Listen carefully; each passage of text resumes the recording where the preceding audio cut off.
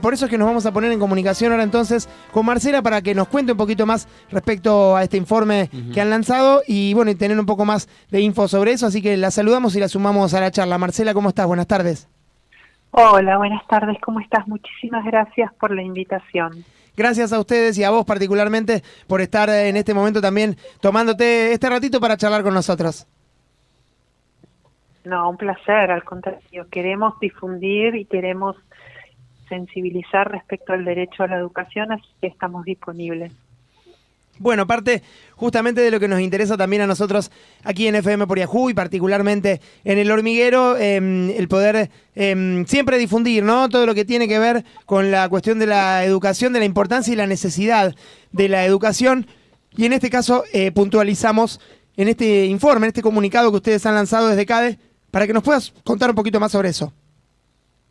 Bien, bueno, el informe analiza de alguna manera, digamos, está relacionado con los compromisos que asume el país de acuerdo a la Ley Nacional de Educación y también de acuerdo a lo que es la Agenda 2030, que es un compromiso que asumieron 193 países, incluida la Argentina, en el año 2015, alrededor de 17 objetivos. Uno de ellos, que es el objetivo 4, está vinculado con el derecho a la educación. Entonces nosotros año a año generamos un informe que habla de cuál es el estado de situación y también, bueno, este año estamos haciendo como una especie de campaña vinculando estos datos y también con los temas de justicia fiscal, porque entendemos que el derecho a la educación tiene como una doble vía para garantizarlo. Por un lado, estrategia. Se corta. Sí, se nos está cortando un poco la comunicación. Ahora vamos a ver si nos seguís escuchando, Marcela. No, se nos cortó un poquito la comunicación. Vamos a ver si logramos. Marcela, ¿nos escuchás? Bueno, no. Vamos a ver si podemos reconectar ahora con Marcela para seguir charlando con ella. Nos estaba contando un poquito justamente, Marcela es secretaria de CADE, y nos estaba contando acerca de, este comunicado que han lanzado, este informe, que tiene que ver un poco con esto, con la reivindicación y hacer énfasis en la importancia del derecho humano a la educación como pilar fundamental de la condición humana y de nuestra sociedad, y un informe realizado justamente por CADE en el año 2023 que da cuenta de lo que la crisis que produjo la pandemia de COVID-19, ¿no? Y lo que esa crisis afectó a la cuestión de, por ejemplo, la educación. Entonces venía bien para charlar con ella justamente y que nos pueda contar un poquito, y quizás también pensándolo, ¿no?, de cara a lo que se viene, como escenario de lo que se viene a nivel nacional, en función de qué candidato o candidata pueda ser quien tome el poder. Ahí nos dicen que estamos reconectando con Marcela. Marcela, ¿nos podés escuchar? Sí, yo te escucho bien. Ah, perfecto, ahí te escuchamos muchísimo mejor que antes. Se nos cortaba la comunicación cuando nos estabas comentando. Bueno, no sé hasta dónde escucharon, les decía que el informe recupera, digamos, información respecto a las metas nacionales, digamos, a las metas nacionales en compromisos de la Ley Nacional de Educación y la Agenda 2030, que es un compromiso que firmaron 193 países, incluida la Argentina. Es una agenda que impulsa Naciones Unidas y que tiene 17 objetivos. Uno de ellos, el 4, está vinculado al derecho a la educación. Entonces nosotros analizamos eso vinculado a la escolaridad obligatoria, a los 12 años de escolaridad obligatoria, y también analizamos los primeros años de infancia, ya que las dificultades en nuestro país están en estas dos puntas, en la primera infancia, sobre todo de 0 a 3, que prácticamente no hay oferta educativa para esa edad, mayormente está privatizada, con lo cual se genera mucha dificultad para acceder a políticas de educación y cuidado, y eso condiciona no solamente la situación laboral de mujeres y de madres, padres, adultas, sino que también de madres, padres, adolescentes, para garantizar su derecho a la educación, además de, por supuesto, la educación y cuidado de las infancias. Claro. Y en la otra punta tenemos a la secundaria, que si bien la ley, digamos, la ley nacional a partir de la obligatoriedad de la secundaria mejoró notablemente el acceso, tradicionalmente estamos teniendo problemas en la certificación. La primaria es un nivel que está muy logrado, que tenemos casi el 100% de los niños, niñas adentro de la escuela, pero sabemos que en los últimos años todas las pruebas nos muestran que hay problemas de aprendizaje, sobre todo en lengua y matemática, y por supuesto siempre son los quintiles de población más pobre, más empobrecida, que tienen las mayores dificultades, y esto tiene que ver con otras cosas, no solamente con las cuestiones pedagógicas, sino con la garantía de otros derechos que dialogan con el derecho a la educación, ¿no? Entonces, esto también es importante, que hay cosas que son del ámbito de la educación y hay otras que tienen que ver con las condiciones de desigualdad cada vez más profundas que atraviesa nuestro país. Claro. Y en el secundario tenemos buenas noticias, y eso creo que era lo último que llegué a decirte, pero creo que no se escuchó, que justamente hicimos una campaña, digamos, quisimos subrayar algunos datos, porque a veces hacemos énfasis solo en lo malo, pero también la pandemia nos dejó muchos aprendizajes, y que estos aprendizajes fueron retomados y seguidos por la política educativa. Y realmente los indicadores del año 2020 nos muestran que hemos mejorado notablemente, o sea, bajó la repitencia digamos, interanual, o sea, de un año al otro, y mejoró muchísimo la certificación de estudiantes de escuela secundaria. Estamos en un 76.4 de certificación. O sea que casi 8 de cada 10 estudiantes digamos, personas que ingresan a la secundaria certifican, y digamos el número de estudiantes que también acreditan año a año es casi 9 de cada 10, con lo cual esto es un dato mejoró muchísimo, y tiene que ver, por un lado, con la redefinición y la reflexión de que las trayectorias o los modelos hegemónicos de educación dejan por fuera a las diversidades de estudiantes, y que hay que pensar en modelos educativos diversos. Creo que esto se hizo, las jurisdicciones de alguna manera, y el gobierno nacional se puso al hombro esto, y hay no solamente apoyos en becas a través del Progresar y mejora en la oferta de conectividad y equipamiento, sino también tutorías en contraturno, modelos de evaluación que reconocen estos puntos de partida distintos y necesidad de acompañar de otra manera. Y entonces esto también nos hace pensar que cuando hacemos las cosas bien, las cosas mejoran. Creo que esto también fue posible, y hay que decirlo. No sé si vos recordás que en plena pandemia se generó algo que fue extraordinario nuestro, o sea, que por ahora extraordinario en términos de que por ahora fue por única vez, pero que estamos justamente desde la sociedad civil y desde algún conjunto de parlamentarios y parlamentarias impulsando que se repita o que se genere una continuidad, que fue el impuesto a las grandes fortunas. Ese impuesto a las grandes fortunas que se generó en plena pandemia, una parte fue a salud, por supuesto, pero una parte fue al apoyo de pequeñas y medianas empresas, pero otra parte muy importante de ese dinero fue a educación, y mayormente justamente a conectividad y becas, con lo cual vemos que cuando hay políticas pedagógicas importantes que rompen con estos modelos hegemónicos, y financiamiento a partir del aporte, financiamiento justo, ¿no? Porque, digamos, estamos hablando de un conjunto acotado de personas que concentran la mayor cantidad de la riqueza de nuestro país. Entonces no es que fue un impuesto que llegaba al trabajador de a pie.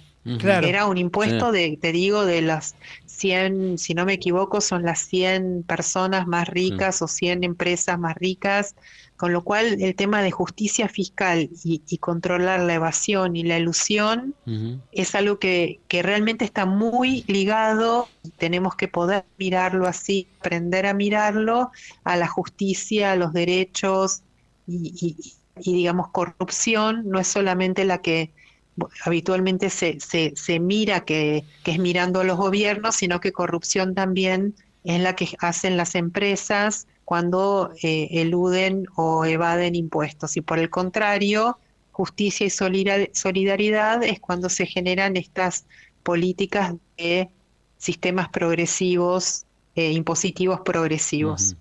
Bien, bueno, sumamente interesante lo que nos estás comentando, Marcela.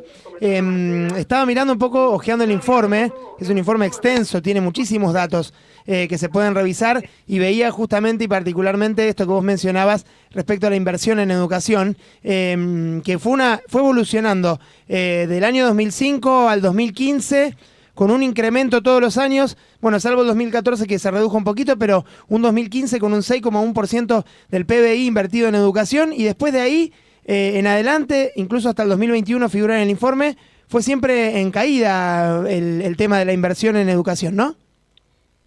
Sí, a ver, nosotros tenemos la suerte de tener una ley de financiamiento educativo, además de lo que prevé la ley nacional. La ley de financiamiento prevé el 6% del PBI.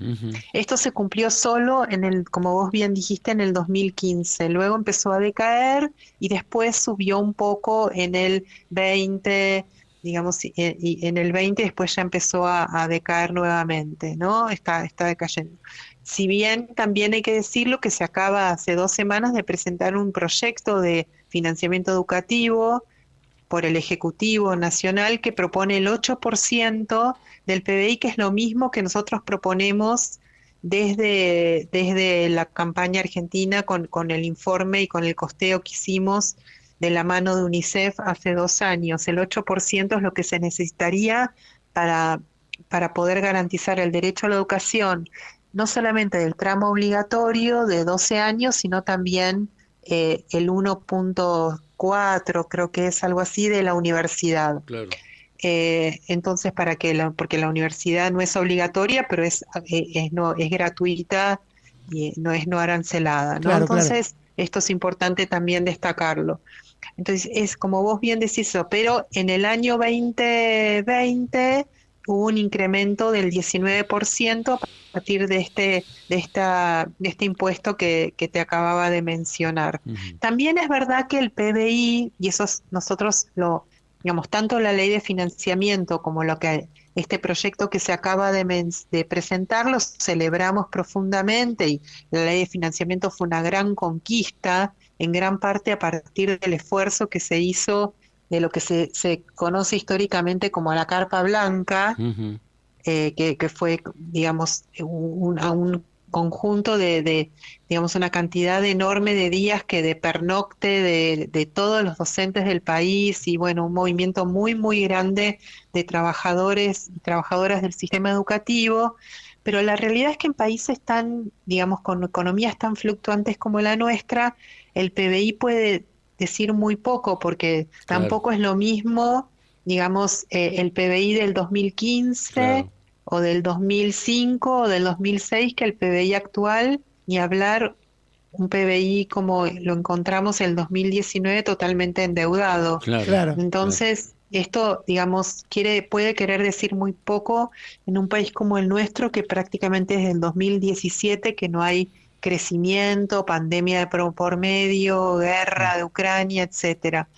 Con lo cual son parámetros que, digamos, ahí también lo decimos en el informe, en realidad a veces hay un porcentaje mayor de PBI, pero en valores reales es menor. Por eso también lo que hablamos es que, y esta ley lo prevé, este proyecto de ley lo prevé, es que el financiamiento nunca debería ser menor al año anterior, siempre igual o mayor, ¿no? Ni hablar con la inflación que tenemos en este momento. Seguramente por la inflación. Enzo. No, un par de consultas quería hacer, no sé si podés hacerla. Entre la primaria, entre la primaria y la secundaria, ¿queda gente en el camino? Esa es una pregunta. Y la otra es si se comentó siempre que la pandemia dejó como un hueco en los conocimientos de los alumnos. ¿Eso se recuperó? ¿Se está por recuperar? ¿Cómo lo ves a eso?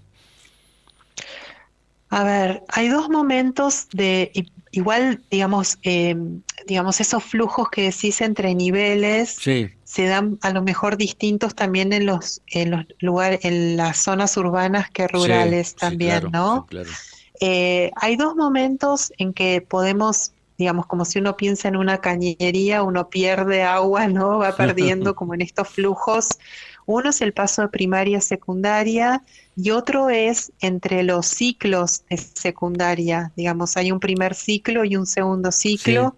Y en el segundo ciclo es un lugar de pérdida por ajá, muchas cosas porque empieza a influir la maternidad-paternidad, por sí, un claro, lado, claro, adolescente, claro. que en nuestro país es aproximadamente el 13% de los niños y niñas nacidos Mucho, ¿eh? son de padres, madres, adolescentes. Sí, puede ser que haya bajado un poquito a partir de todo lo que se trabaja en la ESI. Mm, Algunos dicen que claro, estamos en el claro, 11, pero igual no deja de ser claro. mucho, sobre todo porque yo aclaro siempre que los porcentajes de alguna manera pueden ser engañosos, porque uno dice el 13%, pero en algunas zonas geográficas o en algunos grupos de población esto es un montón más, Claro, Claro. digamos, ¿no? Porque eso es promedio país, pero después en algunos lugares es puede más. subir muchísimo más Sí, y en claro. otros mucho menos. Entonces, estos son condicionantes muy grandes para el segundo ciclo. Sí, El segundo es el trabajo, en la medida que los chicos empiezan a claro, crecer, claro. digamos, la salida al mundo del trabajo y en nuestro país a partir de los 16 se puede trabajar en el Sí, marco de trabajo protegido, pero está previsto. sí, Entonces todo eso va generando como, y bueno, y también el desempleo y la pobreza de las familias hace que tengan que salir más rápido, sí, sí, sí, sí. digamos, claro, el estudiantado a trabajar, Y entonces ahí se se deja, pierde una claro. cantidad de población. El segundo problema es la repitencia y por eso lo destacaba. Hay que pensar que hay lugares donde hay pocas escuelas, hay una o dos, o en el barrio hay una sola. Ujú, Con lo cual, cuando alguien repite, no puede volver a la misma escuela porque ya no hay vacantes. claro. Y entonces es muy difícil que una persona en una situación de vulneración, vulnerabilidad socioeconómica, se pague un pasaje para ir a otro barrio Claro. a estudiar, ¿no? Entonces, esto también genera, por eso es muy importante evitar la repitencia, además de que esto genera, digamos, que la familia decide que no estudie más o la misma persona decide que no estudie más. Claro. Respecto a lo segundo, bueno, eso es digamos, no sé si termino de Sí, completar, pero está un poco bien. te quería comentar eso. Después lo segundo, respecto a los aprendizajes, sí tenemos problemas en primaria importantes de lectoescritura, de lengua, de matemática, y ahí, digamos, como estrategia, el gobierno nacional, en acuerdo con los ministros y ministras de las jurisdicciones, en el Consejo Federal, que es el ámbito donde se toman decisiones, Sí. fue que se decidió implementar la hora extra, digamos, agregar una hora Mm, en línea en realidad con lo que pide la ley nacional, que es la jornada extendida o completa. sí, Claro. Digamos que ya deberíamos tenerla conquistada, claro. y esto no, pero bueno, la hora extra va en esa línea, esa hora extra de clase digamos, es como una estrategia que quiere dar respuesta a Ujú, este problema vinculado con los aprendizajes. ujú, claro. Bueno, para cerrar, Marcela, muy claro todo lo que nos has compartido. Me gustaría preguntarte rápidamente, al menos si tenés un análisis o podés hacer un análisis rapidito o una opinión respecto a lo que pueda llegar a pasar con la cuestión de la educación en función de las elecciones que se nos vienen, ¿no? De cara a los próximos 4 años y la posibilidad de un gobierno como el de Javier Milei que plantea la idea de los vouchers para la educación. ¿Cómo ves eso? Si sobre todo uno está pensando en la necesidad de la educación como un derecho, ¿qué puede empezar a pasar de aquí en adelante si se termina la educación pública y gratuita?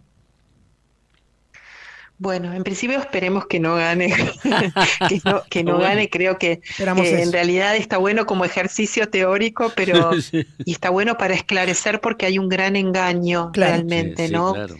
Hay un engaño primero hay una confusión respecto a qué es la libertad y qué es la obligatoriedad. Claro. O sea, la obligatoriedad que plantea la Ley Nacional de Educación, por supuesto implica la corresponsabilidad y asistencia y de las familias para que los estudiantes asistan a la escuela, pero el planteo de la obligatoriedad es de parte de los estados de garantizar este derecho Claro. y del sistema educativo de generar todos los medios para que el estudiantado pueda estar en la escuela y adquirir los aprendizajes. Sin aprendizajes, o sea, no hay posibilidad de transformación ni social ni económica, ni, De la o sea, sociedad. estamos como de alguna manera Sí. poniendo en un lugar, claro, estamos dejando a las personas en una situación de pobreza total, por supuesto, de la mano de un sistema de protección social Claro. fuerte Seguro. también, ¿no?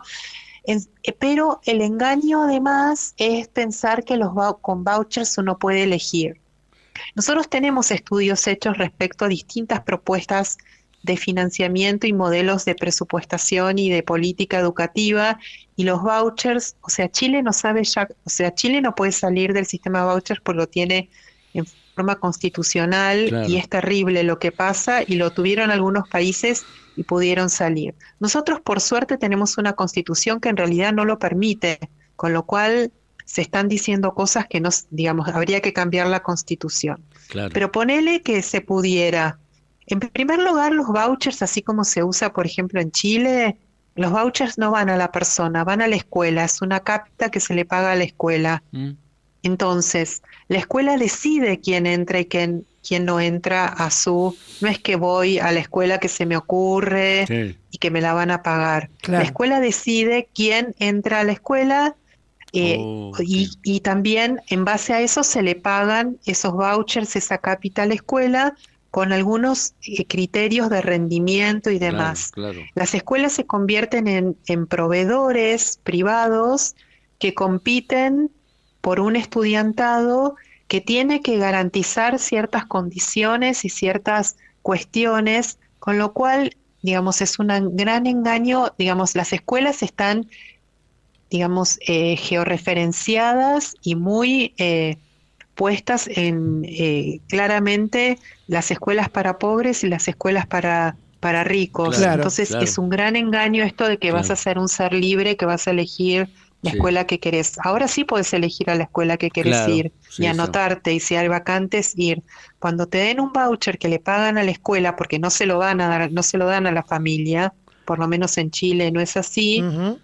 vas a tener, claro, vas a tener que postularte y te van a decir si podés o no podés. Claro. Y además hay escuelas que cobran copago, como en algunas obras sociales, con sistema de copago. Entonces Claro. las familias, como en Loco. otros países, se endeudan Loco. toda loco. la vida Sí, para pagar ese sistema de copago. claro. Bueno, clarísimo. Me quedo con la reflexión que hace al comienzo. Esperemos que no gane Milei. Claro. Acá tocamos madera, al menos la mesa de la radio que es de madera. Y bueno, y vamos a ver qué ocurre, pero el resto de información que nos has brindado muy completo. Está muy bueno el informe, así que también lo vamos a difundir. Agradecerte, Marcela, por tu tiempo, por esta charla y por toda la información justamente que nos has podido compartir. No, al contrario, ustedes, por estar siempre y acompañar. Un abrazo enorme. Gracias, un abrazo.